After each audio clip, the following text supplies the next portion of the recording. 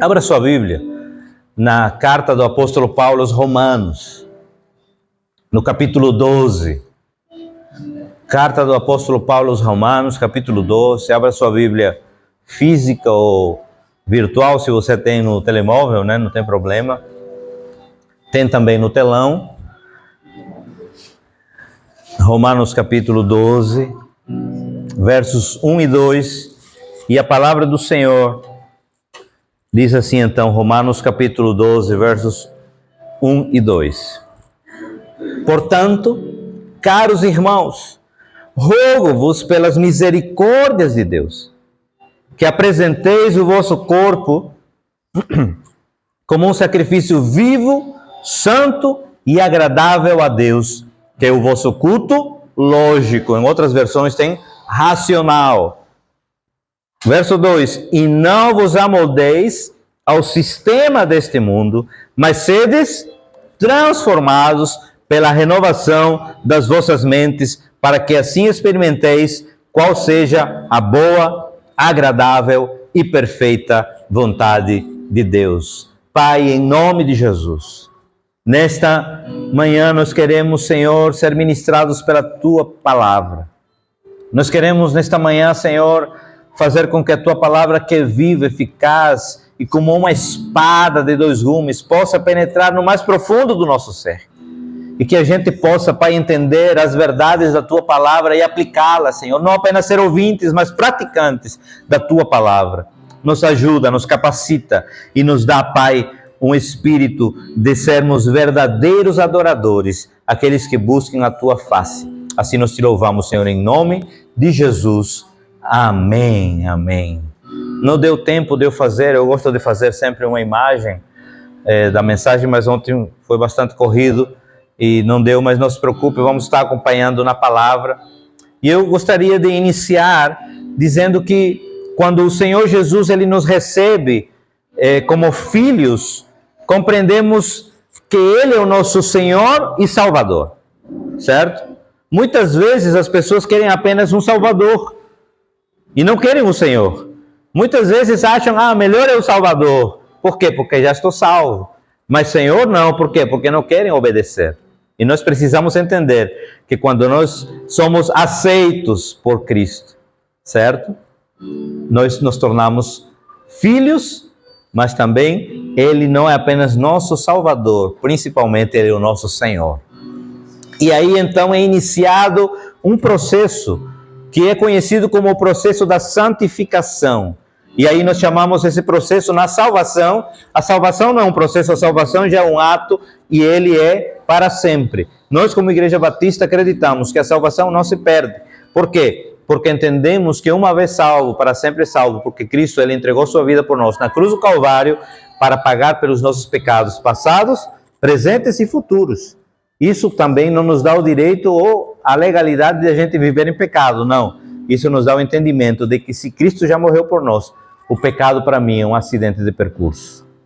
Eu posso cair aqui, mas em nome de Jesus eu me levanto com a ajuda do meu irmão, estando na palavra em Cristo, e a gente continua em frente e abandona. A palavra diz, quem confessa e deixa, alcança misericórdia, mas tem que deixar, não é apenas confessar. Então precisamos entender isso. Aí nós precisamos também entender, abra sua Bíblia em 1 Coríntios, capítulo 1, verso 2. 1 Coríntios, capítulo 1, verso 2.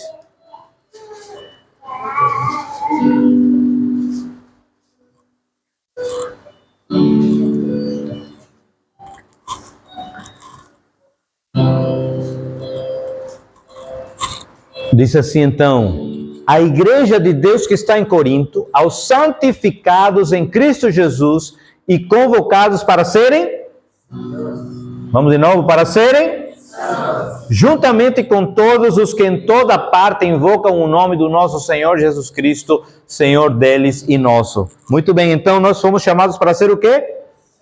Você e eu fomos chamados para ser santos. Não quer dizer agora que você vai viver com a auréola aqui na cabeça, né? E vai ser, não.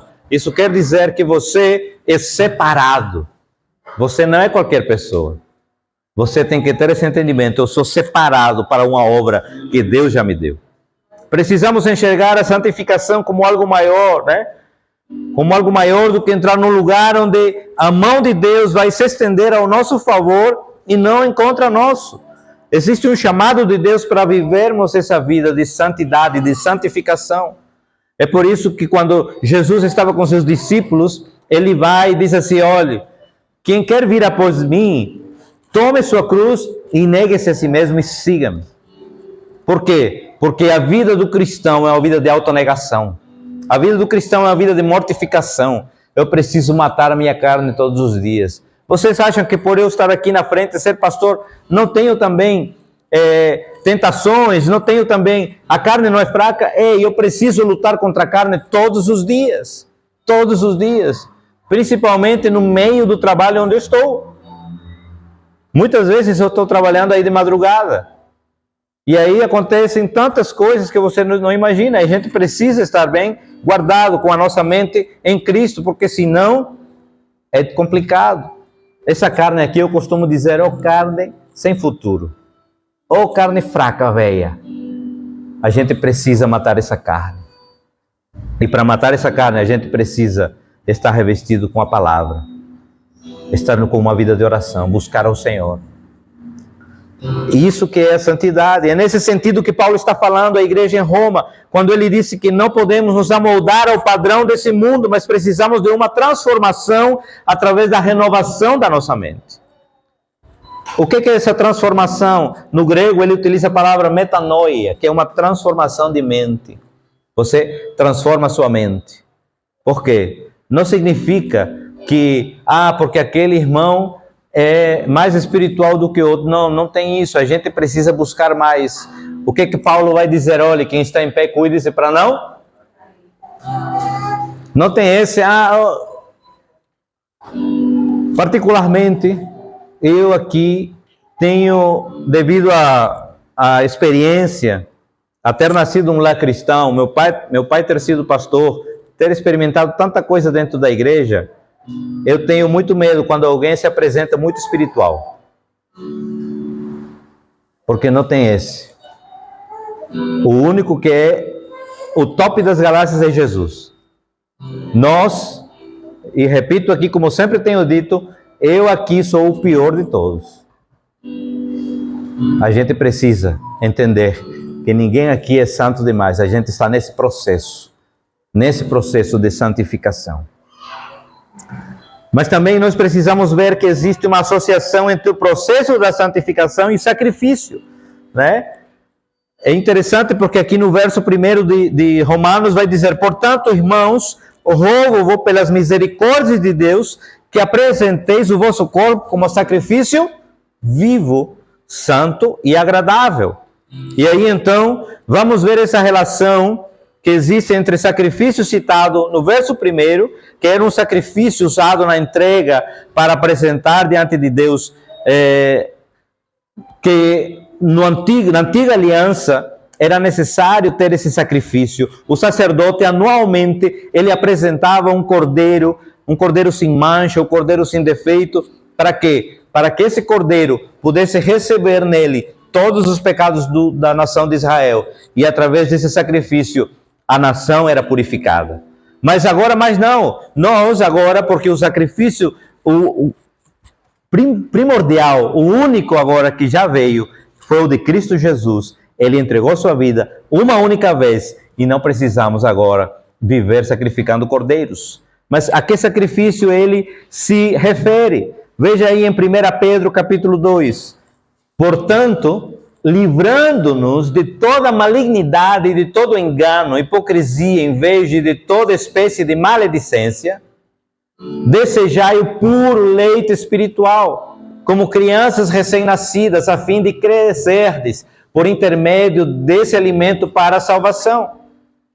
Se é que já provaste do que o Senhor é bom, achegando-vos a Ele, a pedra viva, rejeitada pela humanidade, mas eleita e preciosa para Deus. Vós também, como pedras vivas, sois edificados como casa espiritual, com o propósito de ser de sacerdócio santo, oferecendo sacrifícios espirituais. Diga, espirituais. aceitáveis a Deus por meio de Jesus Cristo. Sabe, não precisamos mais hoje de sacrifícios humanos, sacrifícios animais, no caso, humanos não, me perdoem, né? Sacrifícios animais. Agora nós vamos fazer o quê? Sacrifícios espirituais. E esses sacrifícios espirituais implicam no nível espiritual. Precisamos entender que a nossa carne não presta. Ela precisa ser mortificada. Esse é o primeiro sacrifício. Crucificar o nosso eu. Crucificar o meu eu.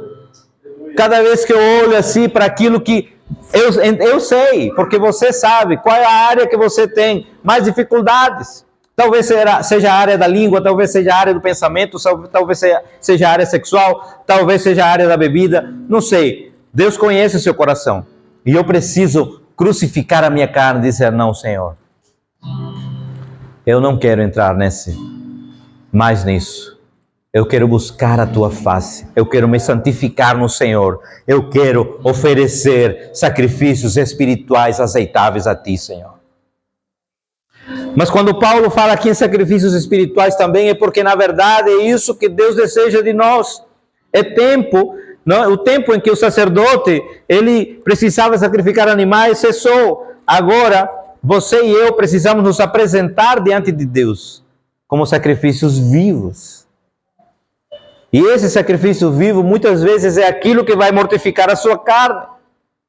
O único sacrifício que poderia e conseguiu nos aproximar de Deus, já aconteceu. Cristo se entregou por nós. E glória a Deus por isso. Entendendo isso, então, amados, o maior sacrifício espiritual que podemos oferecer ao nosso Pai hoje chama-se a adoração. E adoração não é cântico. Muitas vezes a gente, vamos adorar o Senhor, então vamos cantar. Não, adoração é um estilo de vida. Adoração precisa ser um estilo de vida. Adoração precisa, então, que nós entendamos alguns princípios também. E aí eu gostaria de lançar alguns princípios para nós nesta manhã. O primeiro é que a nossa adoração ela precisa ser genuína. Não somos nós que vamos julgar se a adoração do meu irmão é genuína ou não. Não se engane. Muitas vezes a gente olha assim, né? Muitas vezes existem pessoas que são mais extravagantes do que as outras. Mas nós precisamos respeitar e dizer, olha, se meu irmão, minha irmã adora desse jeito, é com Deus, não sou eu que vai julgar. Muitos achamos que por gesticularmos demais também, pularmos e gritarmos, estamos adorando. Não. Em contrapartida, uma pessoa que pode estar quietinha também, sem fazer muito barulho, mas também está adorando ao Senhor. Não é a performance. Olha, se existe alguém que não busca performance, é Deus. Ele olha o coração. Porque se Deus buscasse performance, Ele teria deixado Saul no reino. Se Deus buscasse performance, o primeiro irmão de Davi teria sido rei. Mas Ele não busca performance, Ele não busca elegância, Ele não busca cara bonita, Ele busca o coração.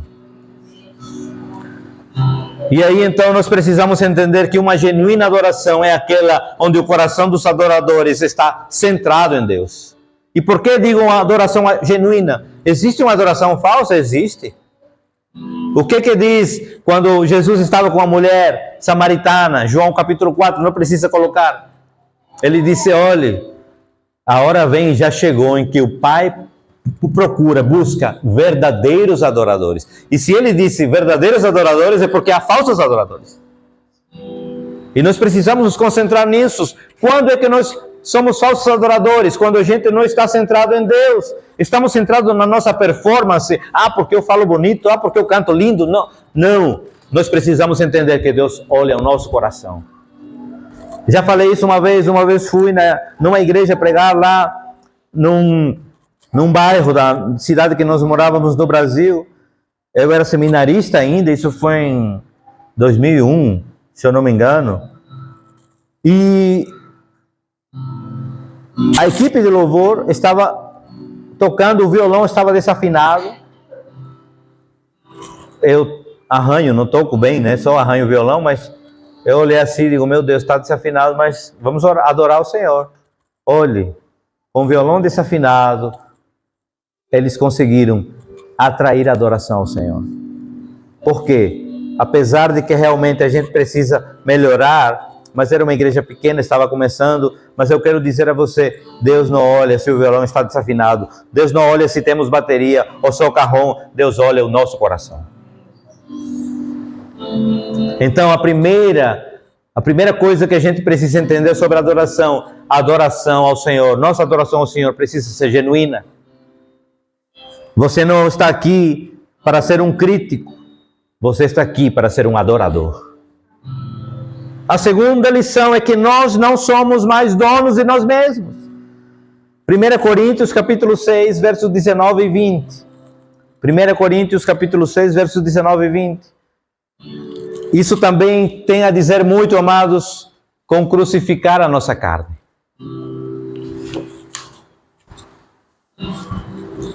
Ou ainda não entendeis que o vosso corpo é santuário do Espírito Santo que habita em vós, o qual tendes da parte de Deus e que não pertenceis a vós mesmos? Pois fostes comprados por alto preço. Portanto, glorificai a Deus no vosso próprio corpo. Olhe, não tinha aquela personagem de um programa humorístico no Brasil, isso não te pertence mais. Não te pertence mais, você não se pertence mais, você é de Cristo. Você foi comprado com alto preço. A gente acha, não, sou eu, né? Sou o cara. Não. Nós não prestamos para nada. A gente precisa entender que nós somos mais donos de nós mesmos. Precisamos entender que essa verdade é viva em nossa vida, pois existem ainda muitos cristãos achando que são donos de si e da verdade muitas vezes e não têm então esse entendimento na sua vida.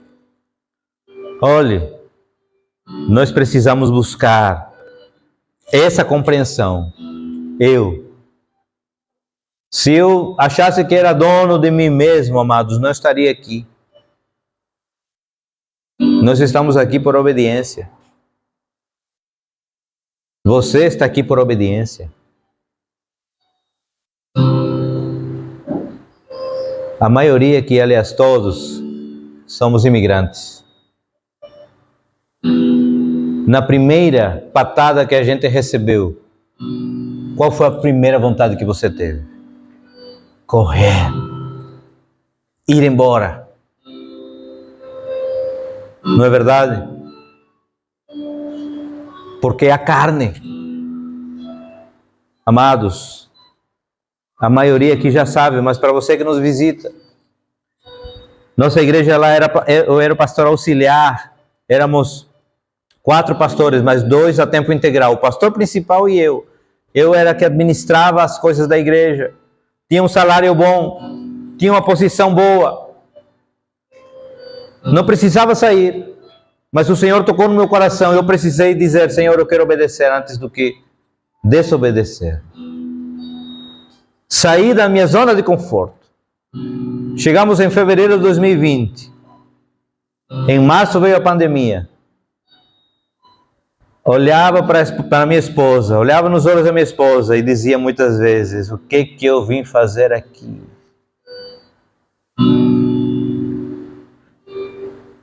Cinco meses, quase 6, sem conseguir trabalho. Em meio à pandemia, após pandemia. Hoje, estamos aqui. Tudo que foi construído, tudo que você vê aqui, não é porque eu sou o cara, não. É porque Deus é o pastor. O Espírito Santo é o pastor dessa igreja. É porque é Ele que faz a obra. É Ele que faz a obra, amados. É porque eu decidi matar o meu eu. Se eu não matasse meu eu, eu já tinha dado patada para muita gente. Minha esposa e meu filho sabem. Eu sou calminho assim, vai me comprar lá em casa? Por quê? Porque eu mato o meu eu. E porque essa igreja não é minha. Não é minha, é do Senhor. Nós somos discípulos de Cristo.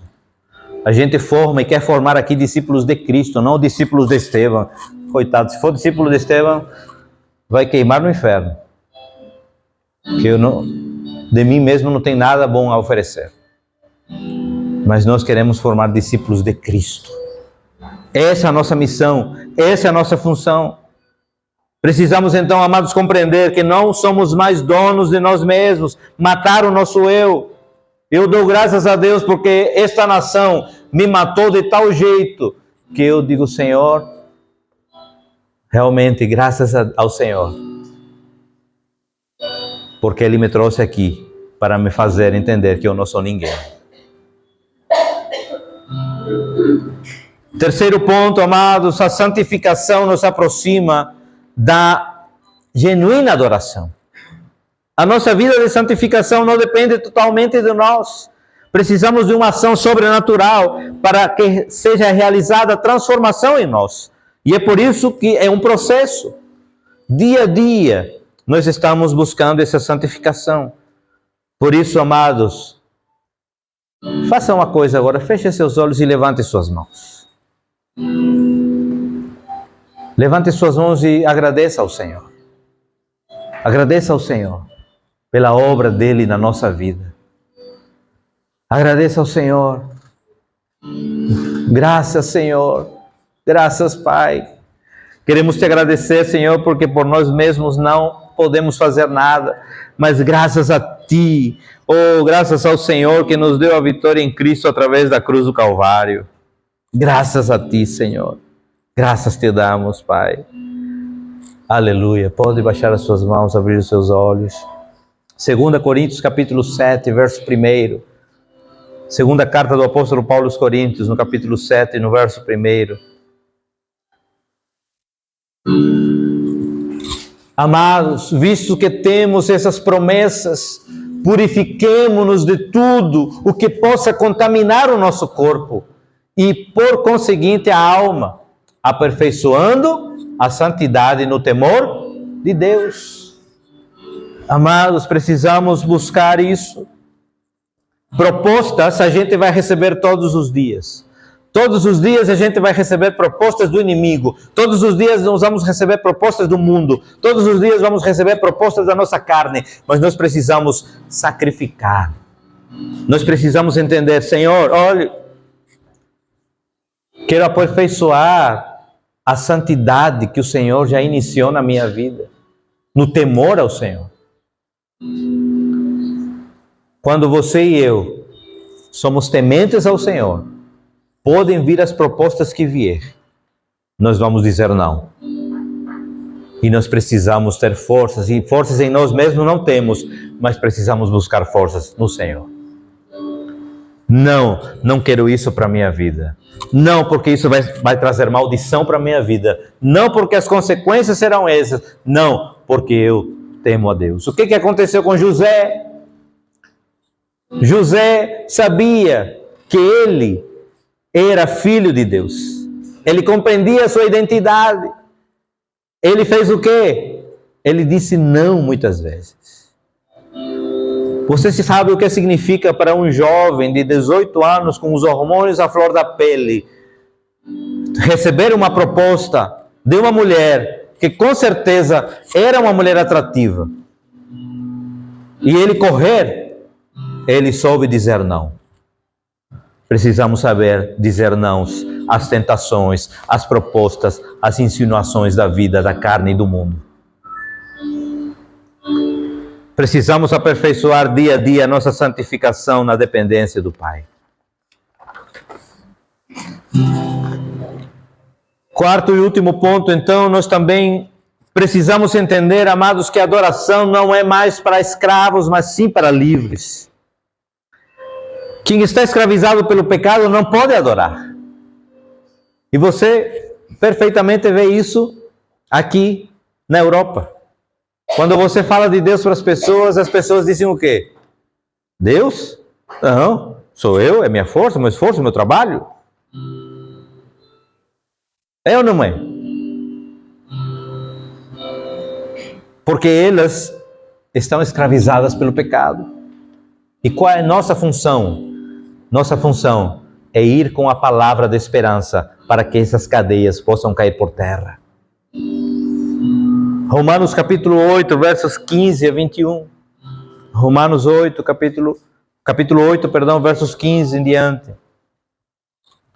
Pois vós não recebestes um espírito que vos escravize para andardes, uma vez mais, atemorizados, mas recebestes o espírito que os adota como filhos, por intermédio do qual podemos clamar, Abba, Pai. Abba, Pai é tremendo porque é paizinho. O próprio Espírito testemunha ao nosso Espírito que somos... E o próprio Espírito testemunha ao nosso Espírito que somos... Somos filhos de Deus. Se somos filhos, então também somos herdeiros. Herdeiros de Deus e co-herdeiros com Cristo. Se realmente participamos dos seus sofrimentos, para que da mesma maneira participemos da sua glória.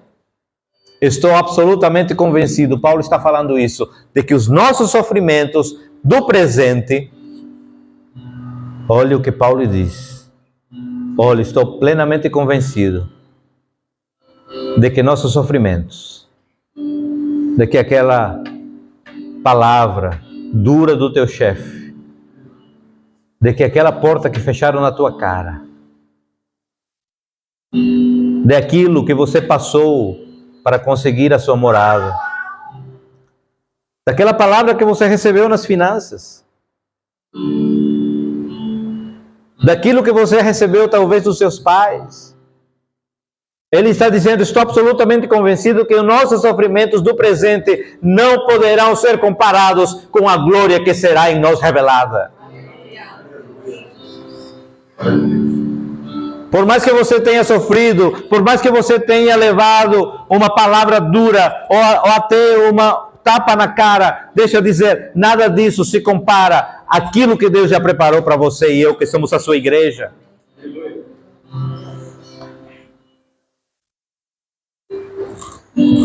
A própria natureza criada aguarda com vívido anseio que os filhos de Deus sejam revelados. Porquanto a criação foi submetida à inutilidade, não por sua livre escolha, mas por causa da vontade daquele que a sujeitou, na esperança de que também a própria natureza criada será libertada do cativeiro da degeneração em que se encontra, recebendo a gloriosa liberdade outorgada aos filhos de Deus. Olha, você tem uma gloriosa liberdade. Sabe o que significa isso?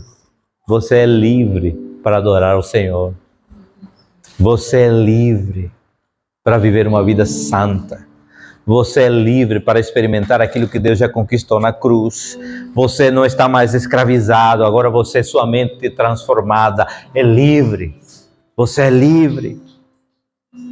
Toda a nossa adoração, então precisa ser focada única e exclusivamente em Deus. Num Deus santo. Talvez você já ouviu falar, comentários, oi, eu não gostei do louvor hoje, o pastor errou as notas, errei mesmo, né? A música tal não foi legal, foi tanta música antiga ou foi muita música nova. Olha, deixa-me dizer uma coisa a você nesta manhã, a adoração, o louvor, a glória, a honra não são para você, são para Deus. Não é para homens. Eu não estou aqui para adorar homens, para bajular homens. Estou aqui para adorar o Rei dos Reis e Senhor dos Senhores. Se não for assim, amados, hoje mesmo eu digo, vou embora. Mas eu quero que a minha vida seja voltada para adorar, para buscar, para agradar o meu Senhor. Concluindo, a razão pela qual Paulo está falando, então, para que ofereçamos as nossas vidas como um sacrifício vivo, pode até parecer uma contradição, porque naquele tempo ainda muitos tinham essa ideia de que os sacrifícios precisavam ser imolados. Mas aqui Paulo quer dizer que precisamos matar o nosso eu, matar a nossa carne e deixar vivo que o Espírito dentro de nós. Que o Espírito de Deus esteja vivo dentro de nós. Para que Ele tenha o controle absoluto da nossa vida. Ele precisa ter o controle absoluto da nossa vida. É por isso que Paulo vai dizer, novamente, repetindo Romanos 12, portanto, caros irmãos, rogo-vos pelas misericórdias de Deus, que apresenteis o vosso corpo como sacrifício vivo, santo e agradável a Deus. Que o vosso culto lógico, racional, e não vos amoldeis ao sistema desse mundo. O sistema desse mundo é chamativo, o sistema desse mundo é atrativo, o sistema desse mundo muitas vezes quer nos puxar, mas nós precisamos renovar a nossa mente. Ele vai dizer, não vos amoldeis ao sistema desse mundo, mas ele não apenas vai dizer, olha, não se amolde e pronto. Ele vai dar a dica, ele vai dizer, mas sede transformados pela renovação das vossas mentes. Essa transformação não vem de nós. A gente dá o primeiro passo, o resto é com Deus. Quando a gente diz, Senhor, eu não sou mais o dono da minha vida, mas Tu és o dono da minha vida. Ele vai fazer a obra. Quer parar com algum vício? Entenda isso, porque os vícios, eles estão dizendo que a gente é dono da nossa vida. Não, eu posso fazer isso, eu posso beber, eu posso praticar isso. Quando a gente diz, Senhor, não sou mais o dono da minha vida, Ele absolutamente vai tirar todo o vício, vai tirar tudo aquilo que aprisiona você, para que você se torne livre. Livre. E aqui ele vai dizer para que você vai fazer isso. Primeiro, só recapitulando, ele roga para que você e eu apresentemos ao Senhor o nosso corpo como um sacrifício vivo, santo e agradável a Deus, que é o nosso culto racional. Depois ele disse, não se amoldem ao padrão desse mundo, ao sistema desse mundo, mas sejam transformados pela renovação. Sabe o que você e eu ganhamos com tudo isso? Algo maravilhoso. Para que experimenteis qual seja a boa, agradável e perfeita vontade de Deus. Muitas vezes a gente se pergunta, mas Senhor, por que eu não estou experimentando Tua vontade? Por que eu não vejo essa vontade boa, perfeita e agradável? Por quê? Porque a gente quer ser o dono da nossa vida. Não entregamos o senhorio, aquele que é o Senhor de tudo. E muitas vezes a gente bate a cabeça no chão, erra nas mesmas coisas, volta para o ponto inicial onde iniciamos, onde começamos. Por quê? Porque a gente quer ser o Senhor da nossa vida. Mas o Senhor da minha vida é Cristo Jesus. Ele é o Senhor. E aí então nós vamos experimentar a boa, agradável e perfeita vontade de Deus. Quantos querem experimentar essa boa, agradável e perfeita vontade de Deus? Eu quero. Só que para isso preciso morrer. Eu preciso morrer. Eu preciso matar o meu eu. Ah, mas tantas coisas que eu vejo errado. Vamos continuar vendo coisas erradas, amados. Enquanto estivermos aqui nesse mundo, todos somos imperfeitos. Mas estenda a mão para ajudar. Estenda as mãos para abençoar o seu irmão. E assim você vai ver como essas coisas, quando você se coloca no lugar do outro, você não julga mais, você ama. Quando você ora e baixa o dedo e levanta as suas mãos para orar. Ore pelo seu irmão. Ore. Ninguém aqui, nenhum de nós aqui, estamos isentos de passar alguma situação difícil. Nenhum de nós estamos isentos de cair. Em algum momento podemos até cair. Mas a primeira coisa que nós precisamos entender, nenhum de nós também fomos levantados para julgar. Todos fomos levantados para espalhar o amor de Cristo e para fazer discípulos de Cristo. E isso implica estender a mão para ajudar. Dizer, meu irmão, estamos juntos. O que você fez está errado, mas isso não quebra o teu relacionamento nem com Deus nem comigo. Isso vai fazer com que a gente se fortaleça mais. Isso vai fazer com que nós possamos fortalecer os nossos laços como igreja. Não existe ninguém perfeito. Só Jesus, só Deus.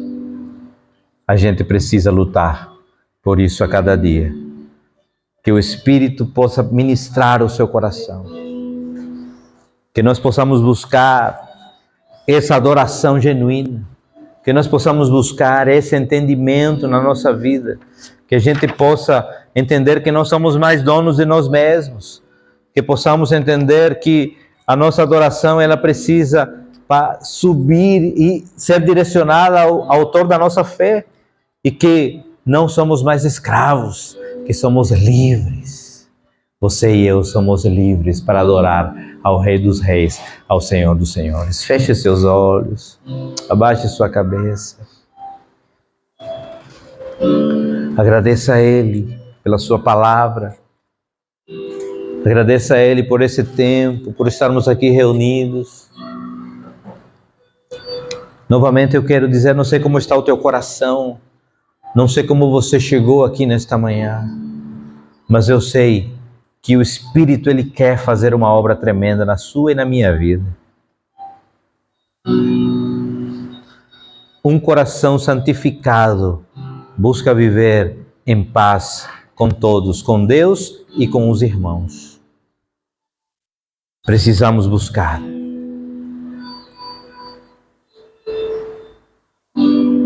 Pai amado, em nome de Jesus, nós queremos, Senhor, te agradecer por esta manhã, pela tua palavra que é poderosa, pela tua palavra que é viva, que é eficaz. Queremos te agradecer porque tu és um Deus maravilhoso. Pai, eu quero apresentar cada vida, cada família que está aqui representada nesta manhã, cada um dos teus filhos. Eu quero, Pai, te agradecer por cada família que está aqui, porque cada um é precioso para o Senhor e para nós, e porque eu tenho plena convicção que o Senhor vai fazer uma obra maravilhosa, uma obra tremenda. Pai, eu te agradeço, porque tu, Senhor, estás no controle. Porque, Pai, nós entendemos como igreja que o Senhor é o nosso dono, que o Senhor é aquele que tem um controle absoluto da nossa vida, que nós estamos aqui para obedecer a tua voz. Que juntos possamos, Pai, entender e poder viver essa verdade em Cristo Jesus. Oh, Pai, sonda cada coração.